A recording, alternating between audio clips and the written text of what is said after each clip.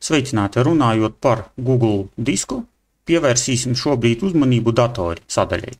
Te mums pagaidām ir tukšums. Šajā sadaļā mēs varam sinhronizēt savu datoru, mājas datoru ar Google disku vai jebkādu citu datoru, piemēram, darba. Kādā veidā mēs to darām? Mēs ejam uz šo te sadaļu iestatījumi un iegūstiet lietotni disks datoram.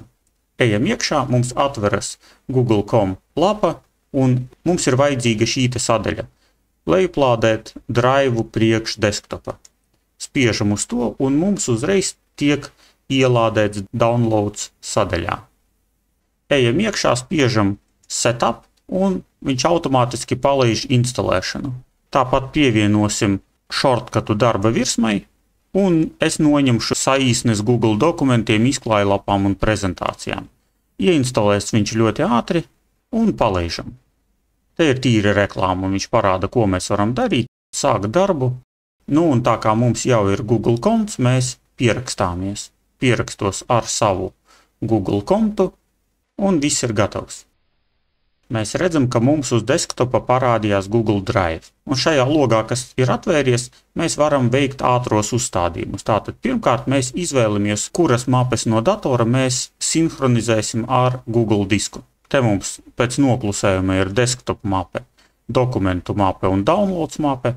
Mēs varam pievienot savu mapi. Šajā gadījumā es to izlaižu, jo man būs viens dokuments, tas ir Google Drive, kur es visu sametīšu. Tāpat fotoattēlus, videoklipus nesinhronizēšu, tāpēc, ka viņi man tāpat ir Google Fotos iekšā. Tātad izlaižu un šeit spiežu tālāk.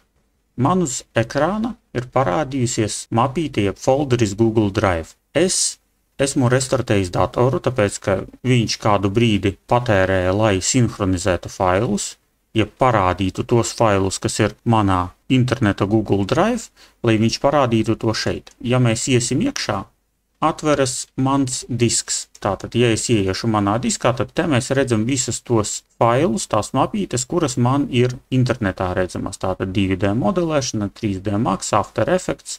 Ja mēs ieiesim te, tad mēs redzam modelēšanu, 3D Max, After Effects un visas pārējās mapītes. Ja es ieiešu datori, lūk šeit parādās mans dators. Norāde uz to mapīti, kuru es esmu parādījis savā mājas datorā. Pagaidām viņa ir tukša. Paskatīsimies, ko mēs varam te sakarā darīt. Kādā veidā te es varu kaut ko iemest. Viens variants ir norādīt, kuru mapīti es izmantošu. Tātad, ja es nospiežu uz šo te jumtiņu, es izvēlos Google disks. Un te ir tās darbības, kas tika veiktas, tātad man tika atjaunoti mani faili un kādi man ir paziņojumi. Pagaidām šito es laižu garām un eju uz šo te zobratiņu un izvēlos preferences. Un tagad man ir iespēja pievienot mapīti no sava datora. Šajā gadījumā es esmu pievienojis Google disks mapīti. Darām mēs lūk kā to. Ejam šeit iekšā un atrodam, piemēram, no D diska es izvēlos Google disk mapīti un atlasīt mapi un sinhronizēt ar Google disku. Tagad es atcelšu, tāpēc, ka es jau to esmu izdarījis. Kā viņa strādā? Tātad, ja mēs ieiesim D diskā, tad lūk ir Google disks. Mēs pat redzam šeit zaļu ikoniņu, kas nozīmē, ka viņa tiek sinhronizēta ar reālo Google disku. Ieejot viņā iekšā, mēs viņā varam iemest kaut kādus dokumentus. Piemēram, lūk, šo te mapīti no desktopa es metu lūk šeit iekšā.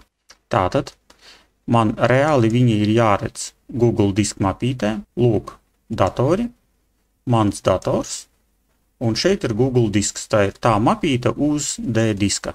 Un šeit es redzu 2D digitālo modelēšanu. Es esmu sinhronizējis šo te dokumentu, un ja es viņu rediģēšu savā datorā, tas nozīmē, ka ja es ieiešu D diskā, Google disks, un rediģēšu šo te dokumentu, es tās izmaiņas redzēšu arī internetā, lūk šeit. Tagad paskatīsimies, kā mēs varam iemest mūsu mapītē uz D diska, kura ir sinhronizēta ar Google disku, citus dokumentus. Piemēram, es atveru, un man uz desktopa ir 3 bildītes, kuras ir atsevišķi, un mapīte. Izmantojam šo te mapīti kā vienkāršu mapi savā datorā. Es varu izdalīt uzreiz visu un ievilkt iekšā te. Man tas parādās šajā folderī un automātiski tiek sinhronizēts ar Google Drive mākonī.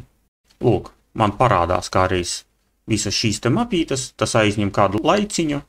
Tā mapīte ar bildēm man ir atsevišķi. Nu, nevis atsevišķi, bet viņi ir mapītē, un bildes, kuras ir pašas par sevi, viņas tiek saliktas rindiņā jeb sarakstiņā. Atkarībā no tā, kā mēs uz to gribam paskatīties.